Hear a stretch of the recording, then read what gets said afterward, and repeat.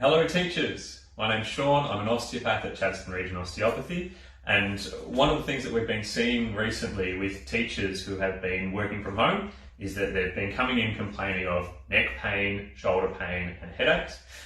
Most of it seems to be due to their work setups at home.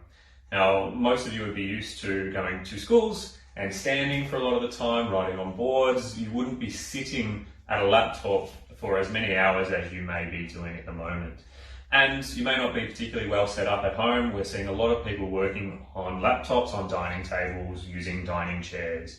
So without a good chair, without an appropriate desk, and without any kind of extra screens, it tends to be a scenario where people get sore through the neck, through the shoulders, and end up with headaches, and then they have to come and see us.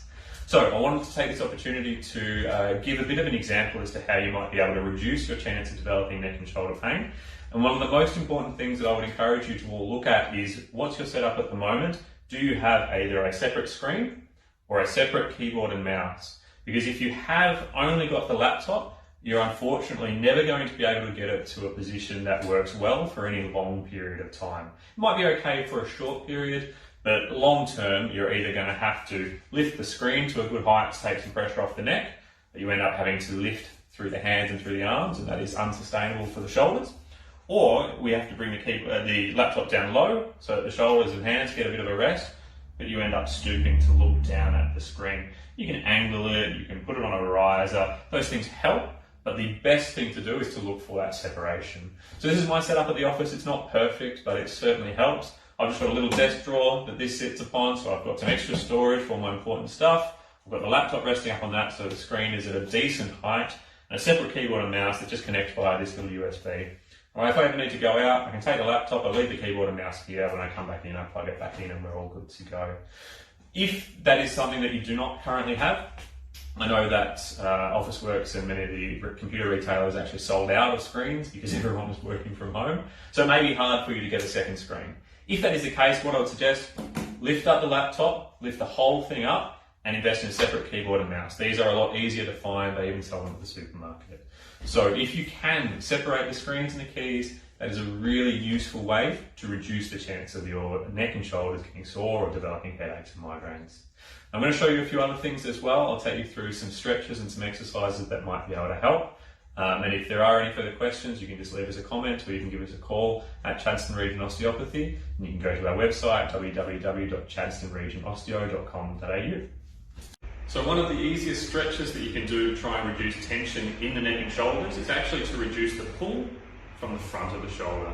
As the shoulders pull forwards, it creates a lot of tension up the neck and up the upper back. And because we spend so much time forwards on the laptops, we need to do something that takes us the other way. So we need to go up and out. Easiest way, go to the door frame, stick one hand up nice and high, step through, putting your body weight into that lean. You should feel a nice stretch across the front of the shoulder. You can do it up nice and high, you can do it out to the side, you can even do it down low, depending on what feels best. All right, if something is pinching, there's no need to do it. We don't want to feel any pain over the top of the point of the shoulder. We're just looking for a stretch down the front. So the easiest thing, 20 to 30 seconds, holding through that just to offset some of that pull. All right, you can do it both sides at the same time, or you can do one after another. And that's the easiest way to take a little bit of pressure out of things. Another stretch that can feel good if you're feeling quite tight down the side is to take one hand over the top of the head and pull your head and neck across down towards the other armpit. You can create quite a nice stretch down the side as you do that. And if you have been feeling like your shoulders are being quaked up around your neck, around your ears, then drop them down, pull away. Just trying to create space between the ear and the shoulder. And you can do that both sides, 20 to 30 second holds. Thanks, Shaun, for all of those great tips for our teacher patients. We know that this is a really odd time for your careers and for your work, and we say thank you so much for the great work that you're doing in difficult circumstances. The best advice we can give you is regular movement. So sitting at your kitchen table trying to teach a classroom full of Zoom students is going to be challenging, and the best thing you can possibly do is move often and move in different directions. So movement variability and movement frequency. Perhaps you might want to schedule in a quick movement break halfway through your lessons each time. There is some research to say that 30 seconds of movement, standing up from your chair, wiggling around, doing a few squats can actually help with concentration. So perhaps you would like to do that for yourself to reduce pain, but also to get your students to be more engaged and to help their concentration. We stick to the 30-30 rule in the clinic. So 30 minutes of sitting requires 30 seconds of movement, and that might just be standing up from your chair. It might be going to go for a walk to get a glass of water, it might be going to the loo, or it might just be doing a couple of simple stretches as per what Shaun has just showed you in this video.